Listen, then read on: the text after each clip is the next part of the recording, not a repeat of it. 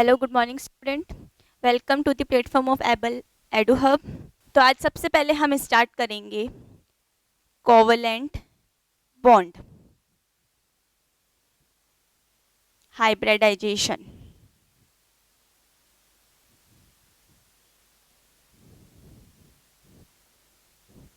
और ये आपकी है यूनिट सेकंड। चलो सबसे पहले हम बात करते हैं हाइब्रिडाइजेशन। हाइब्रिडाइजेशन होता क्या है? होता क्या है उससे पहले हम ये डिस्कस करेंगे कि हाइब्रिडाइजेशन दिया किसने। So hybridisation is given by Pauling. Given by Pauling. अब बात करते हैं कि हाइब्रिडाइजेशन होता क्या है। सुनिए, व्हेन टू और more than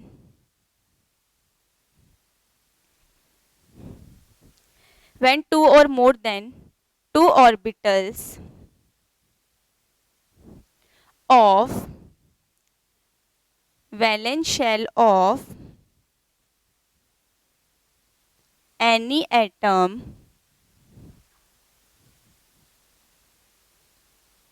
having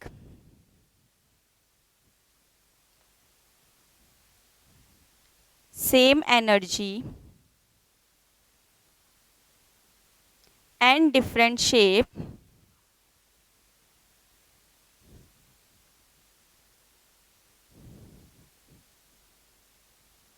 intermix and form new orbital having same energy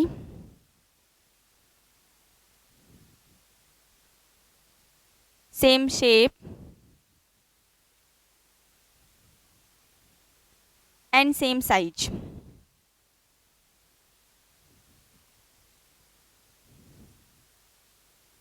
ये है आपकी डेफिनेशन की हाइब्रिडाइजेशन होता क्या है। When two or more than two orbitals of valence shell of atom having same energy and different shape intermix each other and forms new orbitals having same energy, same shape and same size। इसका मतलब ये हुआ किसी भी atom के valence shell electrons दो या दो से ज़्यादा उसके ऑर्बिटल्स पार्टिसिपेट करते हैं, आपस में इंटरमिक्स होते हैं और जो उनसे बनने वाले जो नए ऑर्बिटल्स हैं उनकी एनर्जी सेम होती है, शेप सेम होती है और साइज सेम होती है। अब हम बात करते हैं, अब हम बात करेंगे कि हाइब्रिडाइजेशन निकालते कैसे हैं, उसके लिए क्या फॉर्मूले हैं, क्या रूल्स हैं, वो सब बात करेंगे। तो अब बात करते हैं हम हाइब्रिडाइजेशन निकाला कैसे जाता है।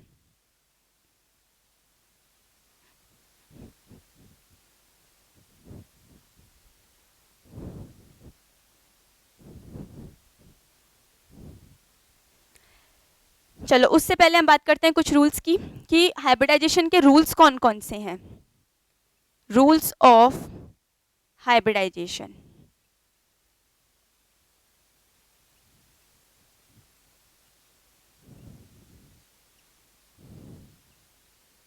कुछ रूल्स हैं हाइब्रिडाइजेशन के, पहले सुन लीजिए कि वो रूल्स हैं क्या। रूल पहला ये है कि जो एटॉमिक ऑर्बिटल्स हाइब्रिडाइजेशन में पार्टिसिपेट कर रहे हैं और जो नए बनने वाले ऑर्बिटल्स हैं उन दोनों की एनर्जी सेम होनी चाहिए। नेक्स्ट रूल ये बोलता है हाइब्रिडाइजेशन का कि इसमें एटॉमिक ऑर्बिटल्स पार्टिसिपेट करते हैं, इलेक्ट्रॉन्स पार्टिसिपेट नहीं करते। थर्ड रूल ये है कि एक पर्टिकुलर एटम के लिए हम एक ही हाइब्रिडाइजेशन डिफाइन नहीं कर सकते, एक एटम के लिए एक से ज़्यादा हाइब्रिडाइजेशन डिफाइन हो सकते हैं। नेक्स्ट रूल आपका ये बोलता है कि हाइब्रिड जो ऑर्बिटल्स हैं उनमें हमेशा सिग्मा बॉन्ड बनेंगे, पाई बॉन्ड कभी नहीं बनेंगे। नेक्स्ट रूल आपका ये है कि हाइब्रिडाइजेशन निकालने के लिए फॉर्मूला कौन सा है। तो बात कर लेते हैं। सबसे पहले मैंने रूल बताया, rule first,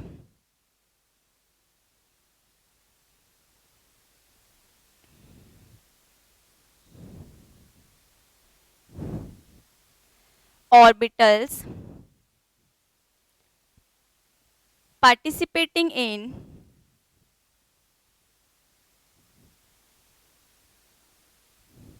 orbitals participating in hybridization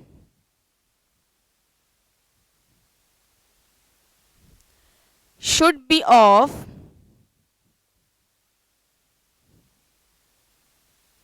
same energy. Orbital participation in hybridization should be of same energy. Next rule मैंने क्या बताया? रूल नंबर सेकंड ये बोलता है कि नंबर ऑफ ऑर्बिटल्स जो पार्टिसिपेट करते हैं हाइब्रिडाइजेशन में और जो number of orbitals which is formed are of same size, same energy.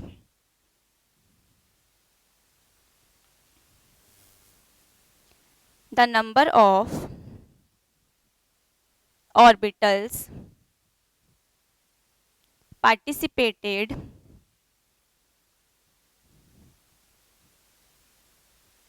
and the orbitals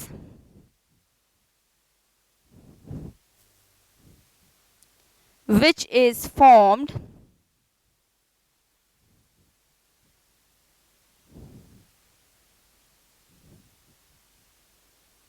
are same.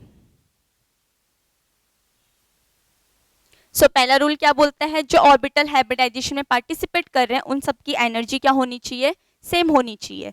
Rule number second बोलता है कि जो नंबर ऑफ ऑर्बिटल्स पार्टिसिपेट कर रहे हैं हाइब्रिडाइजेशन में और जो ऑर्बिटल्स बन रहे हैं इंटरमिक्स से उन वो लोग दोनों सेम होनी चाहिए. नेक्स्ट रूल आपका ये बोलता है कि किसी भी एक एटम के लिए एक हाइब्रिडाइजेशन डिफाइन नहीं कर सकते. एक एटम के लिए एक से ज्यादा हाइब्रिडाइजेशन भी डिफाइन हम कर सकते हैं. तो रूल नंबर थर्ड क्या हो गया?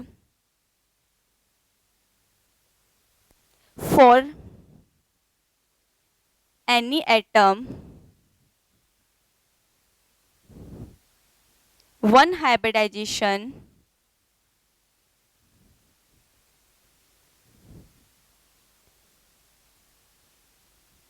cannot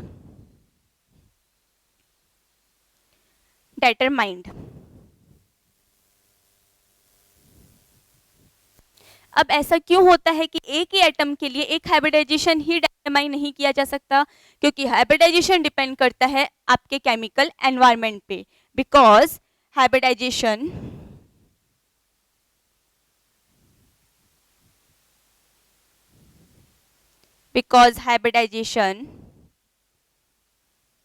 depends upon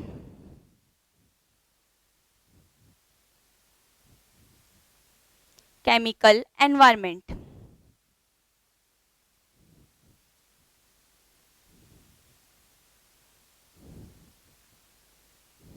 अब केमिकल एनवायरनमेंट से यहाँ क्या मतलब है कि आपका जो एटम है वो कौन से एटम से बॉन्डेड है, उसका आसपास का एनवायरनमेंट कैसा है, उस पर कितना चार्ज है, कितना नहीं है, ये सब डिपेंड करता है उसके केमिकल एनवायरनमेंट पे. इसीलिए एक एटम के लिए हम एक हाइब्रिडाइजेशन डिटरमाइन नहीं कर सकते, एक से ज़्यादा हाइब्रिडाइजेशन डिटरमाइन कर सकते हैं. नेक्स्ट रूल आपका ये बोलता है कि हाइब्रिडाइजेशन में एटॉमिक ऑर्बिटल्स पार्टिसिपेट करते हैं, इलेक्ट्रॉन्स पार्टिसिपेट नहीं करते. इन हाइब्रिडाइजेशन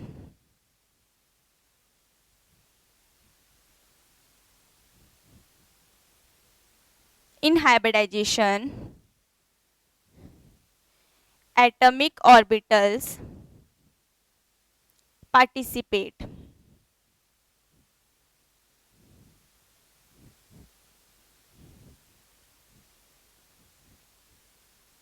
Not the electrons. तो हर तरह के एटॉमिक ऑर्बिटल्स पार्टिसिपेट कर सकते हैं हाइब्रिडाइजेशन में, whether it is fulfilled, half filled और vacant. That is all type of atomic orbitals are participate in hybridization, whether it is fulfilled, half filled or vacant. So that is fulfilled, half filled and vacant.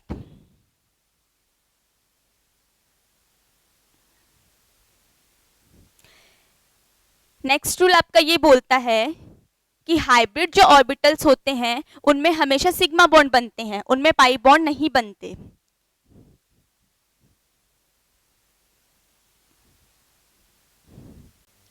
Next मैंने बताया कि hybrid जो orbitals हैं वो हमेशा sigma bond बनाते हैं, वो कभी भी पाई बॉन्ड का फॉर्मेशन नहीं करते।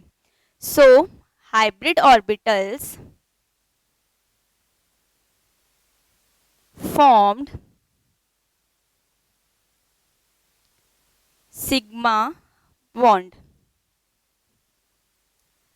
not pi bond। ये हो गए रूल्स की बात। अब हम चलते हैं कि हाइब्रिडाइजेशन निकाला कैसे जाता है, उसके लिए फॉर्मूला क्या है, तो ये नोट कर लीजिए।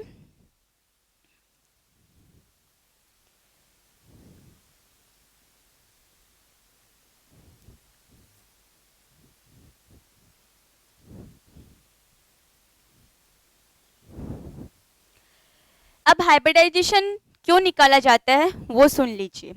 तो ज्योमेट्री और बॉन्ड एंगल, किसी भी मॉलिक्यूल के लिए ज्योमेट्री और बॉन्ड एंगल डिटरमाइन करने के लिए हम हाइब्रिडाइजेशन निकालते हैं। तो the geometry and bond angle of any molecule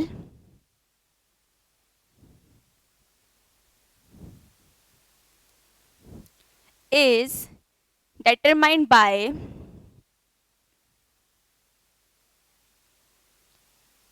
hybridization।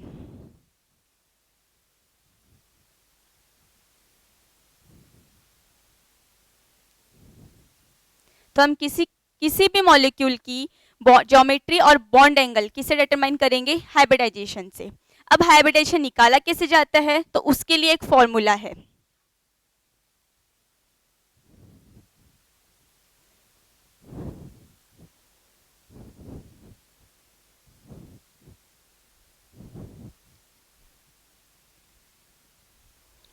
So n is equal to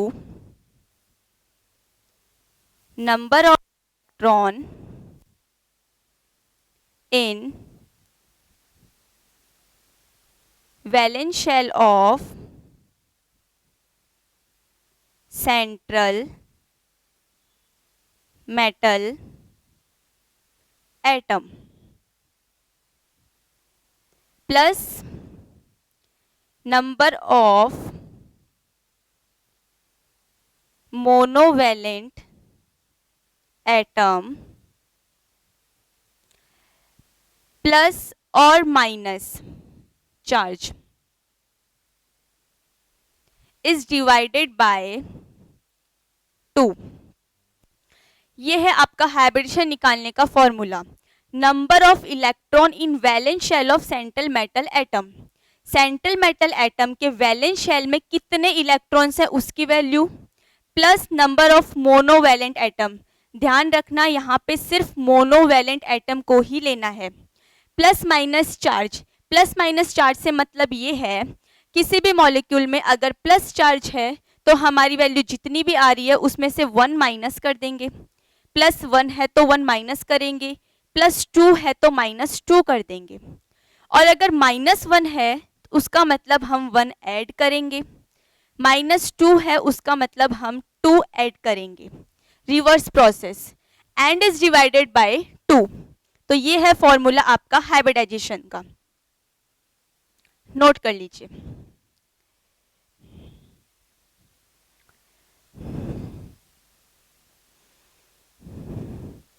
अब हम हाइब्रिडाइजेशन निकालने के लिए कुछ वैल्यूज लेंगे जिनका हम हाइब्रिडाइजेशन निकालना सीखेंगे।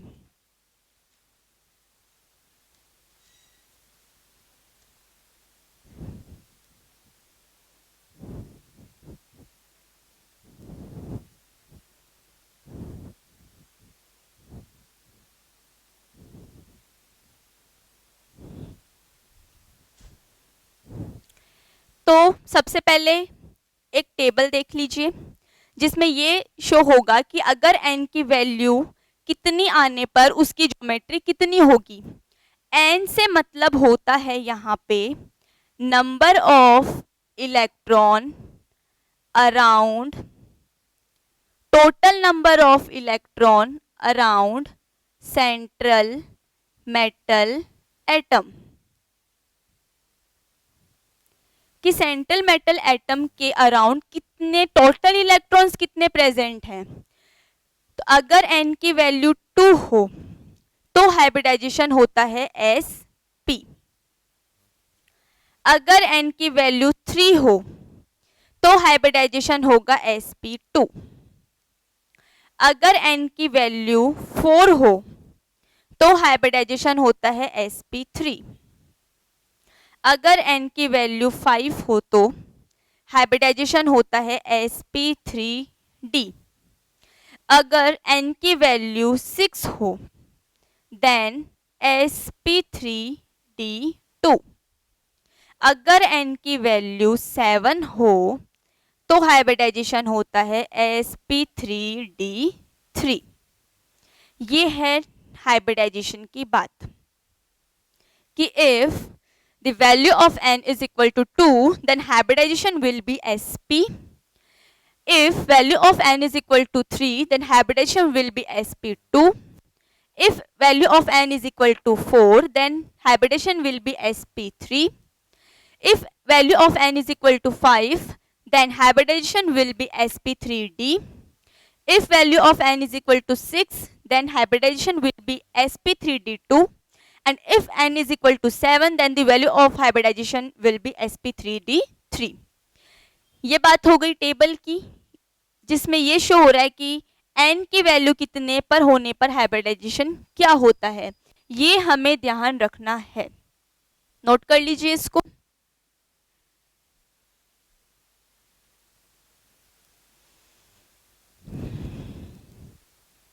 अब हम लेंगे कुछ एग्जाम्पल्स जिससे हम डिटरमाइन करेंगे कि हाइब्रिडाइजेशन निकाला कैसे जाता है।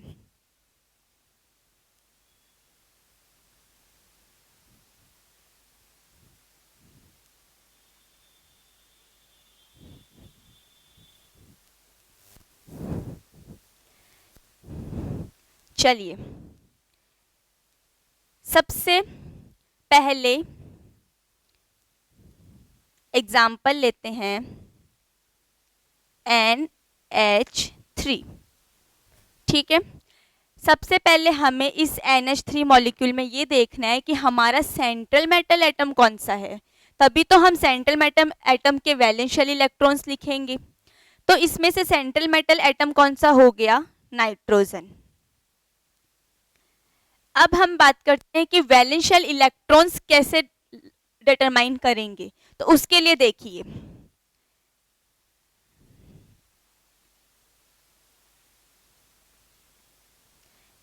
ये आपके हैं 13 ग्रुप, 14, 15, 16, 17, इन ग्रुप के एलिमेंट्स हैं।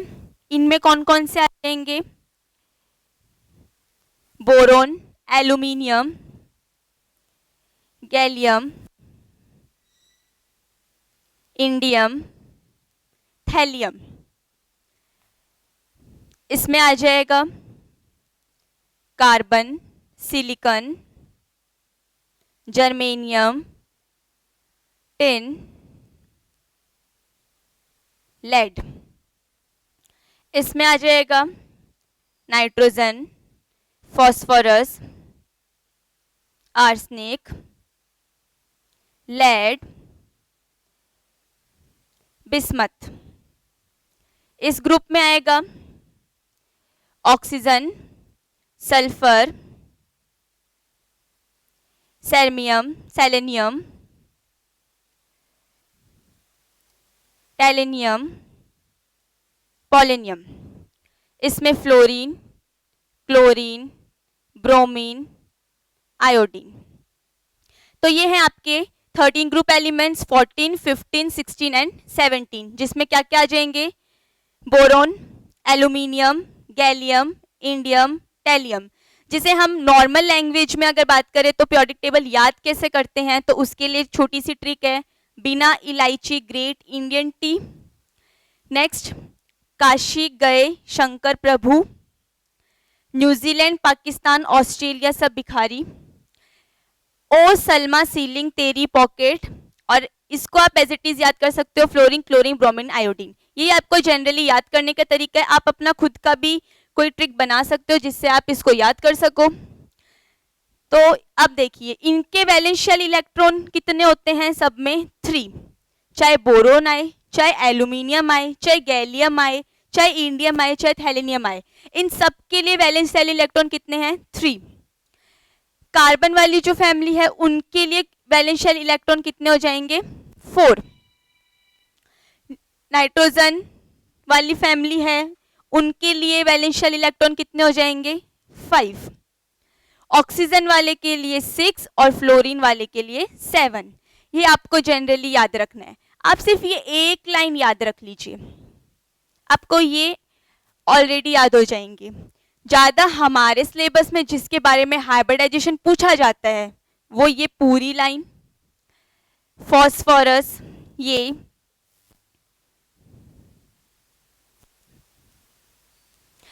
इनके बारे में ज़्यादा हाइब्रिडाइजेशन पूछा जाता है।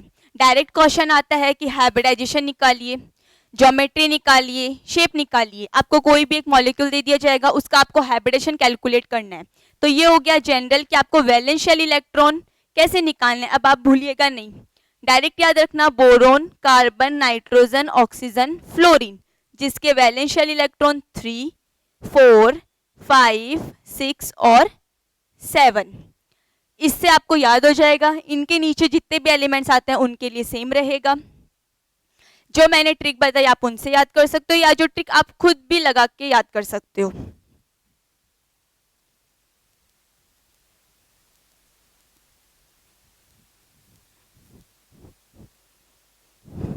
चलिए अब हम चलते हैं डायरेक्ट एग्जाम्पल पे। तो देखिए हम लेते हैं एग्जाम्पल NH3। हमने फॉर्मूला क्या था,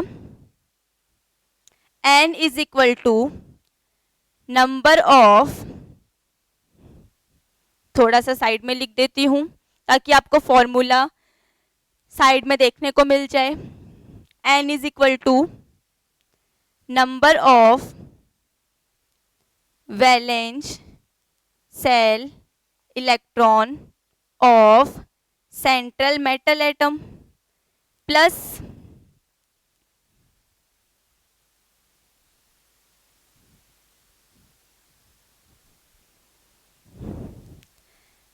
number of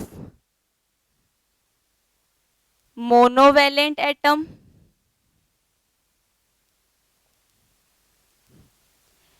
plus minus charge and divided by 2। ये आपका फॉर्मूला था।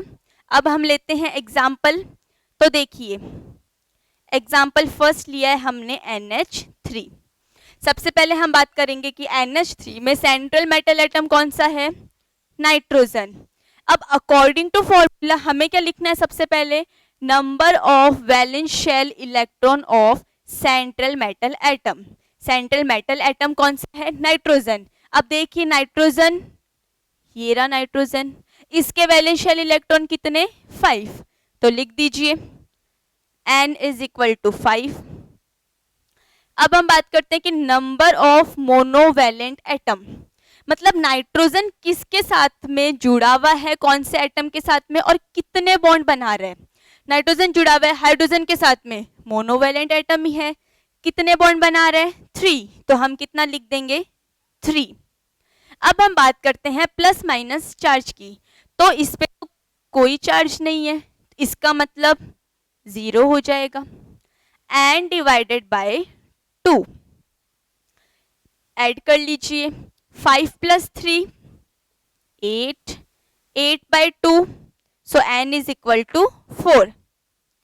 मैंने बताया जब वैल्यू n की 4 आती है तो हाइब्रिडाइजेशन कौन सा होता है, sp3। तो यहाँ हाइब्रिडाइजेशन क्या हो जाएगा, sp3। सो NH3 के लिए हाइब्रिडाइजेशन क्या हो जाएगा, sp3। बहुत इजी है। नेक्स्ट चलते हैं, ये लिख लीजिए एग्जाम्पल। नेक्स्ट एग्जाम्पल लेते हैं एक ऐसा ही।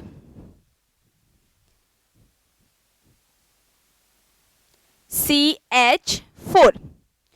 सेम प्रोसेस, सबसे पहले हम इसमें सेंट्रल मेटल एटम देखेंगे। सेंट्रल मेटल एटम कौन सा है यहाँ पे?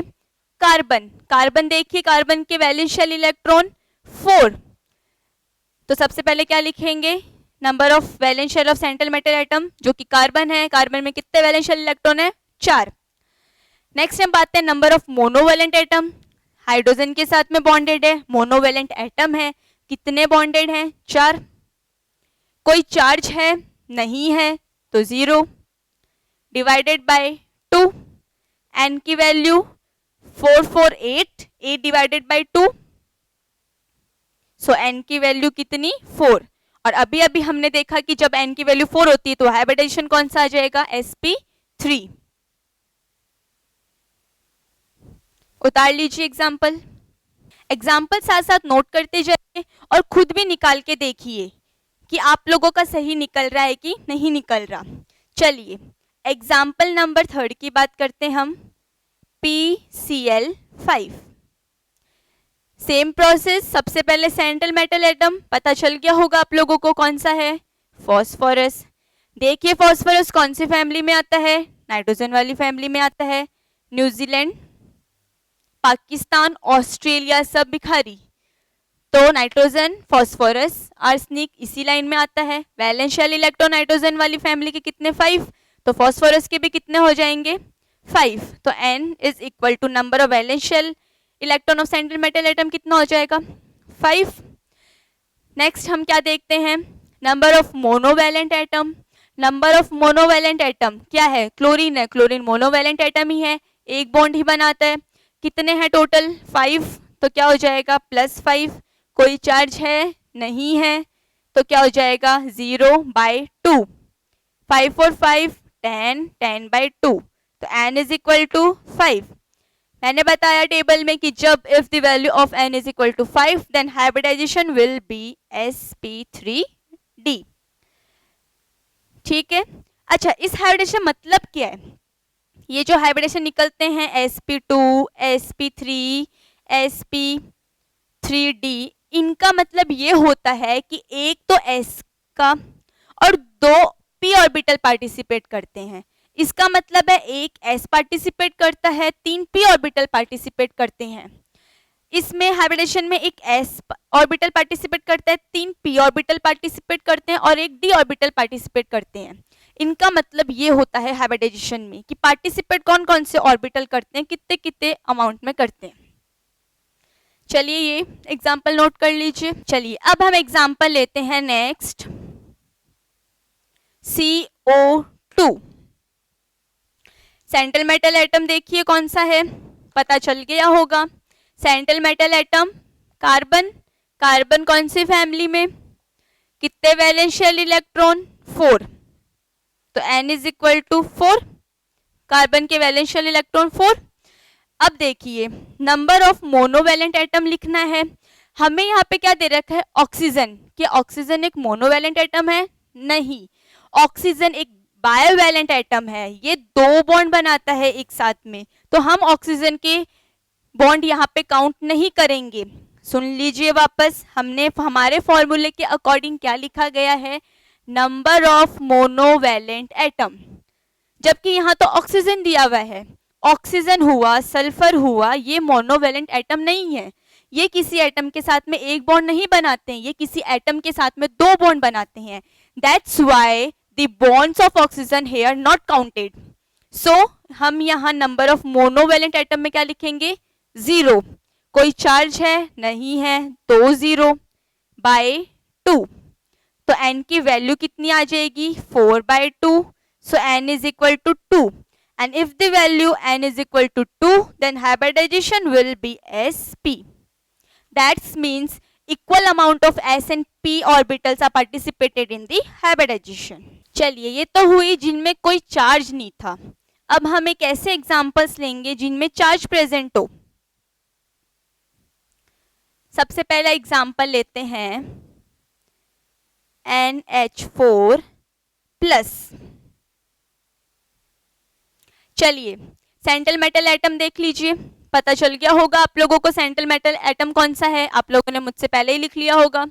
सेंट्रल मेटल एटम नाइट्रोजन है, नाइट्रोजन के वैलेंस शेल इलेक्ट्रॉन ये भी आप लिख चुके हैं, कितना है 5। तो number of electron in valence shell of nitrogen is equal to 5। Next, number of monovalent atom, पहले देखना कि वहां पे कौन सा एटम प्रेजेंट है, वो मोनोवैलेंट एटम है तो ही उसके बॉन्ड काउंट होंगे, अदरवाइज मोनोवैलेंट एटम के अलावा अगर कोई ऐसा एटम प्रेजेंट है साथ में जो कि मोनोवैलेंट एटम नहीं है, उसके बॉन्ड्स हम काउंट नहीं करेंगे। तो यहाँ पे क्या है, हाइड्रोजन है, हाइड्रोजन मोनोवैलेंट एटम है, कितने बॉन्ड बना रहा है नाइट्रोजन के साथ में 4, तो 4 लिख लीजिए। अब देखिए चार्ज कितना है यहाँ पे +1, मैंने आपको बताया अगर +1 चार्ज है तो हम एक माइनस कर देंगे, अगर +2 चार्ज है तो हम -2 करेंगे, अगर -1 है तो हम +1 ऐड करेंगे, अगर -2 है तो हम +2 ऐड करेंगे। ठीक है, ऑपोजिट चलना है, आपकी लैंग्वेज में ऑपोजिट चल लीजिए, आपको याद रहेगा रिवर्स चलना है। चलिए यहां कितना चार्ज है, +1 चार्ज है, हमें क्या करना है, -1 करना है। याद रखिएगा प्लस देके +1 मत कर देना, इधर उल्टा चलेगा, रिवर्स चलेगा। तो यहां क्या हो जाएगा, -1/2। 5 and 4 9, 9 में से 1 less 8, 8/2। So the value of n is equal to 4, and if the value of n is equal to 4 then hybridization will be sp3। Got it? उतार लीजिए इसे। चलिए नेक्स्ट एग्जाम्पल लेते हैं, NH2-। एग्जाम्पल देखते ही आई एम वेरी श्योर कि आप लोगों ने तो लिख लिया होगा, इसको कैलकुलेट भी कर लिया होगा कुछ स्टूडेंट्स ने। तो चलिए देखिए, valence shell central metal atom कौन सा हो गया, नाइट्रोजन। नाइट्रोजन के वैलेंस शेल में इलेक्ट्रॉन 5, ले लीजिए 5। हाइड्रोजन मोनोवैलेंट एटम है, कितने बॉन्ड बना रहे हैं 2 +2। अब देखिए चार्ज कौन सा है, माइनस चार्ज है, तो आपको ऐड करना है +1, तो +1/2 कितना हो गया, कैलकुलेट कर लीजिए जल्दी से। 5 6 7 +1 8, 8/2, सो 8/2, तो n is equal to 4, and जब n is equal to 4 then the hybridization will be sp3। Got it? उतार लीजिए। नेक्स्ट एग्जांपल लेते हैं, H3O+। बताइए इसमें सेंट्रल मेटल एटम कौन सा होगा। अब आप लोग ये सोच रहे होंगे कि सेंट्रल मेटल एटम तो हाइड्रोजन है, नहीं, ये मत देख लीजिएगा कि अब तो H तो पहले आ रहा है तो हम तो इसको ले लेते हैं सेंट्रल मेटल एटम, नहीं, ध्यान से देखिए इस मॉलिक्यूल को। यहाँ सेंट्रल मेटल एटम कौन सा हो जाएगा, ऑक्सीजन। कहीं आप ऑक्सीजन देके ये मत कर देना कि ऑक्सीजन के बॉन्ड काउंट नहीं होंगे, बिकॉज वो मोनोवैलेंट एटम नहीं है। मॉलिक्यूल को ध्यान से देखिए, इसमें सेंट्रल मेटल एटम कौन सा है, ऑक्सीजन। सुन लीजिए, अगर ऑक्सीजन किसी से बॉन्डेड है, सेंट्रल मेटल एटम से मॉलिक्यूल में बॉन्डेड है, तो उसके बॉन्ड्स काउंट नहीं होंगे।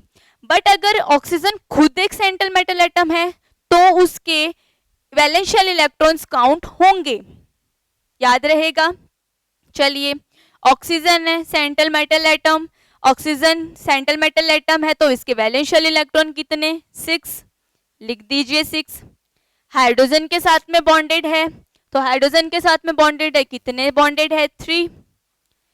चार्ज देखिए +1 चार्ज है तो क्या हो जाएगा, -1 हो जाएगा, तो -1/2। 6 and 3 9, 9 में से 1 लेस किया, 8, 8/2, तो n is equal to 4, and if the value of n is equal to 4 तो hybridization will be sp3। Got it? उतार लीजिए। Next example, PO4-3। Central metal atom पता चल गया होगा, फॉस्फोरस है, देख लीजिए कौन से फैमिली में आता है, नाइट्रोजन वाली फैमिली में आता है। नाइट्रोजन के वैलेंशियल इलेक्ट्रॉन 5, तो फॉस्फोरस के भी वैलेंशियल इलेक्ट्रॉन 5। चलिए मोनोवैलेंट एटम देखिए, ऑक्सीजन, ऑक्सीजन मोनोवैलेंट एटम नहीं है, तो ये चाहे कितने ही बॉन्ड बना रहा हो कोई मतलब नहीं है, लगा दीजिए 0। नेक्स्ट बात करें, कितना चार्ज है, -3 चार्ज है, तो हमें क्या करना है, +3 ऐड करना है। तो n is equal to 5 and 3 8, 8/2 4, and if the value of n equal to 4 तो habitation will be sp3। Note कर लीजिए। नेक्स्ट एग्जांपल देखिए, PCl6 -2,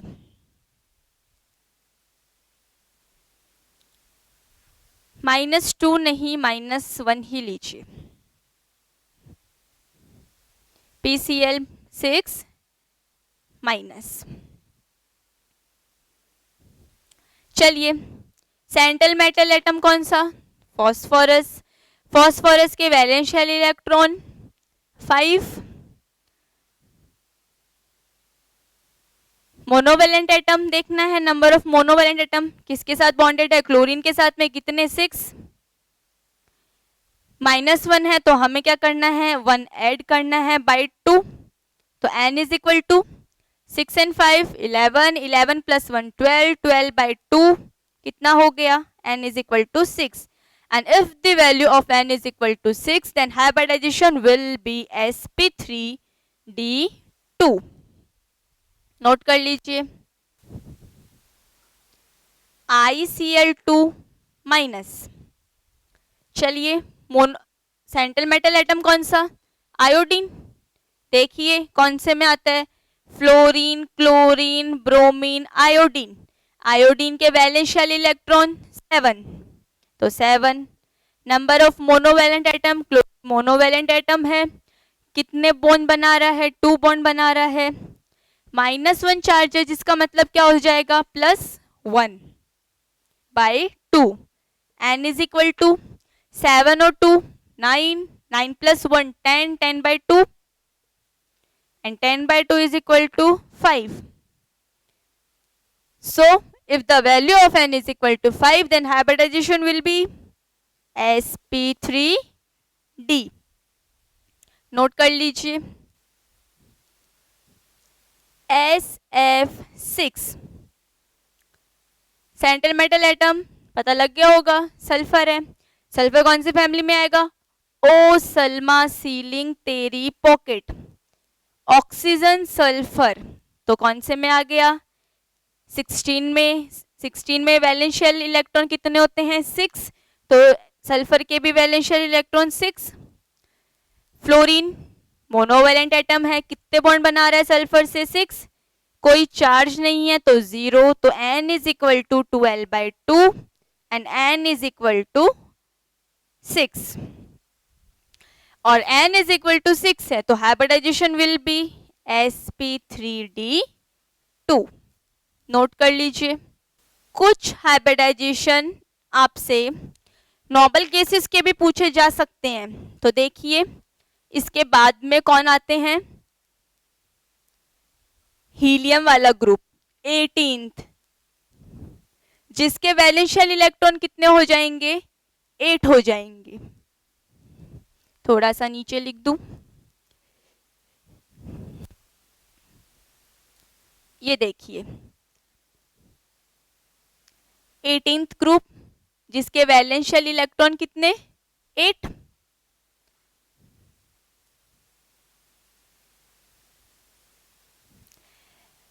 हीना नहीं आएगी क्योंकि जीना रोएगी, वही ट्रिक है, आप अपने अकॉर्डिंग याद रख लीजिए। तो इनके भी कुछ एलिमेंट्स के आपसे हाइब्रिडाइजेशन पूछा जा सकता है, तो एक एग्जांपल ले लेते हैं।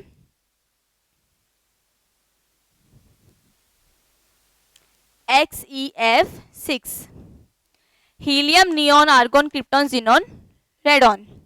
चलिए सेंट्रल मेटल एटम जिनॉन है, तो जिनॉन के वैलेंशियल इलेक्ट्रॉन कितने हो जाएंगे, 8 हो जाएंगे, तो 8 ले लीजिए। किसके साथ बॉन्डेड है? फ्लोरीन के साथ। फ्लोरीन मोनोवैलेंट एटम है, मोनोवैलेंट एटम है, बॉन्ड कितने बना रहे हैं? 6 बना रहे हैं, कोई चार्ज नहीं है मतलब 0, तो 8 6 14, 14/2 कितना हो गया? 7। और if n is equal to 7 then hybridization will be sp3d3। चलिए नेक्स्ट एग्जांपल ले लेते हैं इसी से रिलेटेड। XeO2F2, ठीक है। सेंट्रल मेटल एटम जीनोन हो गया। जीनोन के वैलेंशियल इलेक्ट्रॉन कितने? 8। अब देखिए यहाँ पे दो एलिमेंट्स ऐड है, एक तो है ऑक्सीजन, एक है फ्लोरीन। मोनोवैलेंट एटम दोनों में से फ्लोरीन है, ऑक्सीजन के एटम काउंट नहीं होंगे तो +0, इसके काउंट होंगे मतलब सिर्फ 2 आ जाएगा। हमें चाहिए नंबर ऑफ मोनोवैलेंट एटम। यहाँ जीनोन 2 एटम से बॉन्डेड है, बट जिसमें से एक ही मोनोवैलेंट एटम है तो ऑक्सीजन के एटम्स काउंट नहीं होंगे, फ्लोरीन के काउंट होंगे। फ्लोरीन कितने बॉन्ड बना रहा है जीनोन के साथ में? 2, तो हमने 2 काउंट कर लिया, कोई चार्ज नहीं है तो 0। So n is equal to 10/2 और n is equal to 5 and n is equal to 5, then hybridization will be sp3d। उतार लीजिए NO3-। Central metal atom nitrogen, nitrogen के वैलेंशियल इलेक्ट्रॉन कितने? 5, लिख दीजिए 5। देखिए number of monovalent atom, oxygen है, oxygen के एटम नहीं काउंट होंगे, बॉन्ड आ जाएगा क्या? 0। चार्ज तो लगा हुआ है, चार्ज काउंट करना है, ये मत कर देना कि ऑक्सीजन के एटम्स तो काउंट हो रहे नहीं है तो हम तो चार्ज भी काउंट नहीं करेंगे, चार्ज तो काउंट करना है। ऑक्सीजन मोनोवैलेंट एटम नहीं है, दैट्स व्हाई हम उसके बॉन्ड काउंट नहीं करते। तो 5 + 0 -1 है, that's means +1/2। n is equal to 6/2, तो n is equal to 3 and if the value of n is equal to 3 then hybridization will be sp2। Note कर लीजिए। सो आपको हाइब्रिडाइजेशन समझ में आ गया होगा, बहुत सारे एग्जाम्पल्स हो चुके हैं, आप खुद भी एग्जाम्पल्स ट्राई करना। चलिए बाकी इसके आगे हम करेंगे नेक्स्ट क्लास।